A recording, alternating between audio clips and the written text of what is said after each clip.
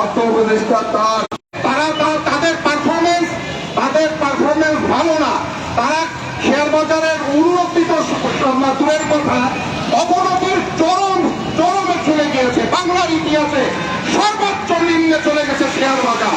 আজকে 50 বছর পরও বাংলাদেশের শেয়ার বাজার সবচেয়ে নিম্নে চলে এসেছে। একমাত্র কারণ এই নিয়ন্ত্রণ সংস্থাদের ব্যর্থতা, তাদের অদক্ষতা। অতএব তাদেরকে সবাইকে চলে যেতে হবে। নতুন পরিচালনা পর্ষদ গঠন করবে, সেই পর্ষদে সাধারণ বিনিয়োগকারীদের সমস্ত প্রতিনিধি থাকবে, তারপরে শেয়ার বাজারে চলবে। এই বন্ধ সমস্ত পর্ষদের সমস্ত কিছু বন্ধ থাকবে, শেয়ার বাজার বন্ধ থাকবে, ট্রেড বন্ধ থাকবে, নিয়ন্ত্রণ সংস্থার কার্যক্রম বন্ধ থাকবে। আর কোনো কিছু চলতে দেওয়া হবে না।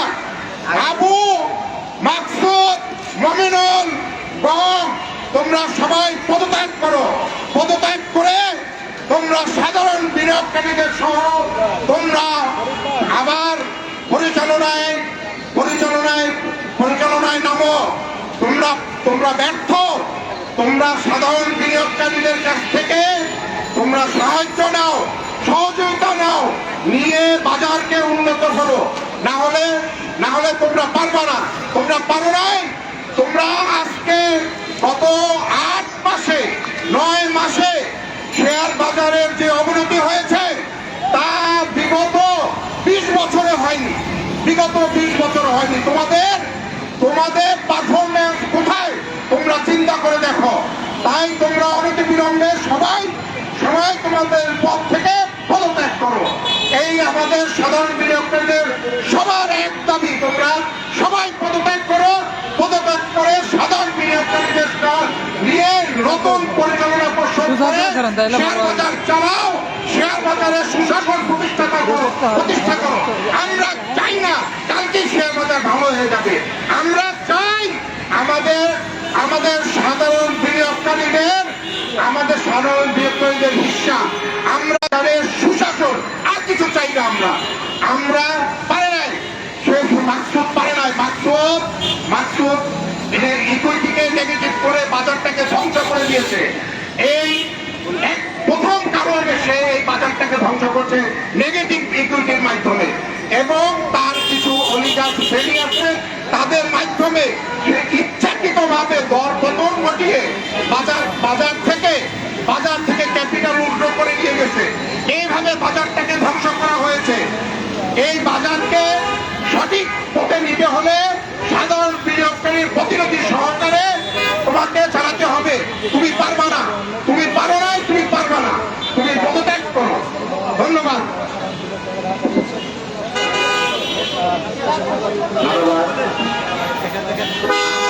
এই পুঁজিবাজারের বর্তমান দুর্দশা এবং করুণ দশার জন্য আজকে রাস্তায় নেমেছি।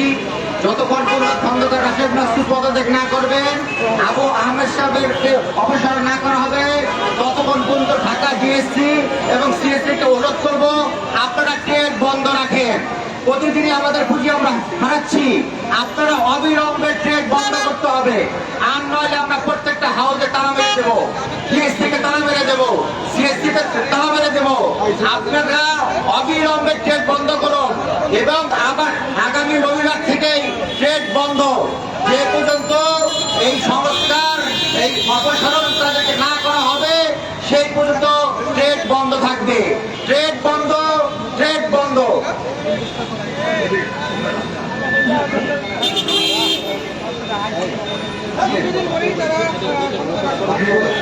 আলাদা একটা অ্যাপস লাগার আপনি হচ্ছে এরকম করে ধরেন, আপনিও আসবে না, যারা দেখবে তারা ভালো দেখবে। বন্ধুরা, আজকে আমরা এই বৃষ্টির মতো কেন দাঁড়িয়েছি আপনারা জানেন।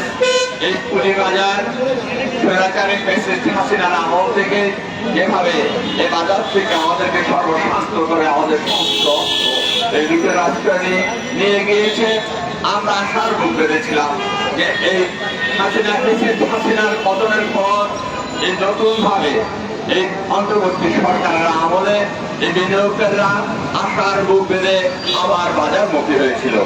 ইতিমধ্যে আপনারা জানেন 17,000 নতুন বিনিয়োগ অ্যাকাউন্ট খুলেছিল বিনিয়োগকারীরা। কিন্তু ইতিমধ্যে আমরা দেখতে কি পেলাম? আমরা দেখতে পেয়েছি ফ্যাসিস্ট হাসিনার দোসর রাশেদ মাকসুদকে সিকিউরিটি এক্সচেঞ্জ কমিশনের চেয়ারম্যান হিসেবে নিয়োগ দেওয়ার পর এই বাজার থেকে নতুন করে 50,000 কিলো অ্যাকাউন্ট বন্ধ হয়ে গেছে। স্থানীয় বন্ধুরা, এই রাশেদ মাকসুদ স্বৈরাচারী ফ্যাসিস্ট হাসিনা দোসর ছিলেন। এই রাশেদ মাকসুদ, আজিজ খান, কাজী আকরাম তাদের দোসর ছিলেন।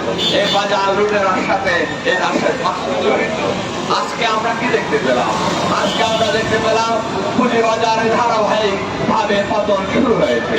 জাতীয় বন্ধুরা, আমরা বারবার অন্তর্বর্তী সরকারের নিকট আমরা এই কথাটুকু বলতে দিতে চেয়েছিলাম যে রাশেদ মাকসুদের প্রতি বিনিয়োগকারীদের যে পারসেপশন, সে পারসেপশন হচ্ছে একেবারে নেগেটিভ, একেবারে। কারণ সে ফ্যাসিস্ট হাসিনা দোসর, তার হাত থেকে এ বাজারকে যদি রক্ষা করতে হয়, রাশেদ মাকসুদকে এই তার চেয়ারম্যানের পদ থেকে অপসারণ করতে হবে। আমরা সেই দাবি জানিয়ে আসছি। আমরা আজও একই দাবি জানাচ্ছি। আমরা গতকাল এই স্বৈরাচারী শেখ হাসিনা ব্যাংক লুটেরাদের অন্যতম এই রাশেদ মাকসুদের বিরুদ্ধে দুদকে গিয়েছিলাম। তার বিরুদ্ধে মানি লন্ডারিং আইন মামলা ছিল, সে মামলাটি পুনরুজ্জীবিত করার জন্য আমরা দুদকে চেয়ারম্যানের বরাবর আমরা আবেদন করেছি, আবেদন করে আসছি। জাতীয় বন্ধুরা, আজকে পুঁজিবাজারের যে বেহাল দশা, এই দশার জন্য দায়ী রাশেদ মাকসুদ। আমাদের প্রশ্ন হচ্ছে, এই অন্তর্বর্তী সরকারের নিকট কাদের টাকা দিয়ে আমাদের ইধারে আমাদের কানে বেশি আসে যে রাশেদ মাকসুদ টাকার বিনিময়ে এই চেয়ারে বসেছে? আমাদের প্রশ্ন, কাদের নিকটে টাকা দিয়েছে, কারা টাকা নিয়ে তাকে এই জায়গায় বসিয়েছে? আজকে আমরা ডক্টর ইউনূসের নিকট আবেদন করব, আপনি অনতিবিলম্বে এই ফ্যাসিস্ট হাসিনার দোসর রাশেদ মাকসুদকে এই সিকিউরিটি এক্সচেঞ্জ কমিশন চেয়ারম্যানের পদ থেকে অব্যাহতি দিয়ে তাকে বের করে দিয়ে তাকে কারাগারে পাঠানো হোক, কারণ সে মানি লন্ডারিং মামলা জড়িত।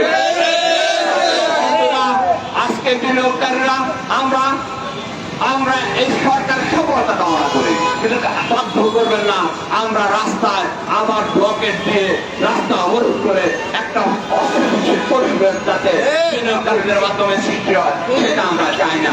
কারণ আমরা যখন রাস্তা নামবো, তখন আমরা আমাদের পরিবার পরিজনকে নিয়ে রাস্তা নামবো, তখন আপনাদের খুবই অসুবিধা হবে।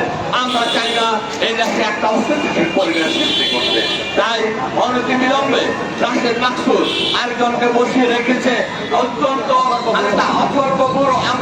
আমরা ওনাকে সম্মান দিয়ে বলছি, আপনি কেন এই দায়িত্বটুকু নিলেন? আপনাকে বাথরুমে যেতে হবে, দুই অঙ্গগোল দাবা করে আপনাকে বাথরুমে নিতে হয়। ডক্টর আহমদ সাহেব, আপনি কেন শারীরিকভাবে অক্ষ? আমি অন্য কথা বলবো না, আপনি স্বেচ্ছায় দ্বারা এই বাজার সুন্দরভাবে পরিচালনার ক্ষেত্রে আপনার যে একটা অফিসার, সে দায়িত্ব আপনি পালন করতে পারবেন না। তাই আজকে আমরা বিনিয়োগকারীরা রাস্তায় দাঁড়িয়ে যেভাবে প্রতিবাদ জানাচ্ছি, এই প্রতিবাদকে যদি আপনারা মনে করেন হালকাভাবে গ্রহণ করেন, তাহলে পরিণাম অত্যন্ত ভয়াবহ হবে। আমরা চাই না আমাদের পরিবার পরিজন নিয়ে রাস্তায় নামিয়ে পড়ি। আমরা চাই এই বাজার, এই সিকিউরিটি এক্সচেঞ্জ কমিশনের চেয়ারম্যানের বক্তব্য যদি আপনারা শুনেন, হাসি পাবে। সে বলছে যে বাজার সংস্কার করছে, সংস্কার করলে শেষ হলে বাজার ঠিক হয়ে যাবে। আরে হারাম জাদা বদমাশ, তুই আমাদের টাকা করে শেষ করে বাজার সংস্কার করে তারপরে আমাদেরকে বলছিস বাজার ঠিক হয়ে যাবে। তুই বাজার কেন বন্ধ করলে না? তুই ট্রেন বন্ধ রেখে সংস্কারের কাজ শেষ করে বাজার।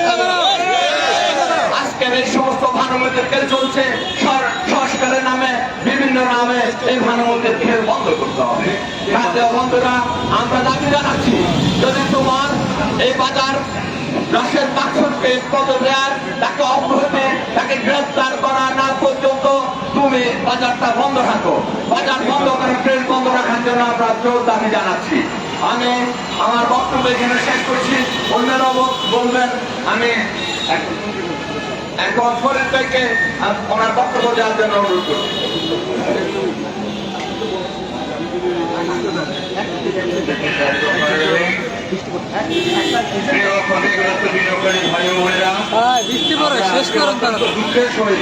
এই বৃষ্টির মধ্যে এখানে কেন সমবেত হয়েছি? আমাদের অন্তরে রক্তক্ষরণ, ঘর থেকে পানি ঘটতেছে। হচ্ছে, অন্তরে রক্তকরণ হচ্ছে যে শেয়ার মার্কেটে আমরা বিনিয়োগ করে দিনের পর দিন যেভাবে ক্ষতিগ্রস্ত হচ্ছি। এবং গত আগস্ট মাস থেকে একজন দুর্নীতিবাজ কালপিট অফিসারের বিরুদ্ধে আমরা লড়ে যাচ্ছি, যে একটা চালাবার মতো ক্ষমতা নাই, ব্যাংক চালাবার ক্ষমতা নাই, তাকে 350 ব্যাংক চালাবার ক্ষমতা দিয়েছে এক অযোগ্য অর্থ উপদেষ্টা। এই অর্থ উপদেষ্টার কারণে আজকে সে এই পথে বহাল তবিয়ত আছে। আমরা দীর্ঘদিন তার অন্যায়ের বিরুদ্ধে করে আসছি, সংগ্রাম করে আসছি, কিন্তু কেউ কোনো কর্ণপাত করতেছে না। আজকে দেখেন আপনারা, আমরা বৃষ্টির মধ্যে এখানে দাঁড়িয়েছি, আমাদেরও তো মন চায় যে বাসায় বসে রেস্ট করি, অফিসে বসে রেস্ট করি। কেন আজকে আমরা এখানে এসেছি? তার একটাই কারণ, একজন অযোগ্য ব্যক্তিকে দিয়ে পুরো অর্থনীতির মেরুদণ্ড ধ্বংস করে দেওয়া হচ্ছে। এটা আমরা আর কখনো মেনে নিব না, সামনে আর একটা দিনও এগিয়ে যেতে দিব না।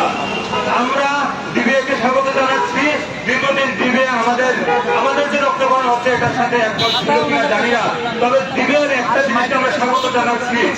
ওরা বিনিয়োগকারীর পক্ষে যে অবস্থান নিয়েছে এটাকে আমরা স্বাগত জানাই। ওনাদেরকে আরো একটু রিকোয়েস্ট করবো যে প্রতিদিন আমাদের যে পোর্টফোলিও নেগেটিভ হয়ে যাচ্ছে, এটার জন্য তারা অতিরিক্ত বন্ধ করে দিয়ে আগামী রবিবার থেকে বন্ধ করে বিনিয়োগকারীদের সাথে একসাথে ঐক্যবদ্ধভাবে এই কালপিটকে মাঠ থেকে এই আমাদের উচ্ছেদ করার জন্য, সহায়তা করার জন্য ডিবিএকে আমি আহ্বান জানাচ্ছি।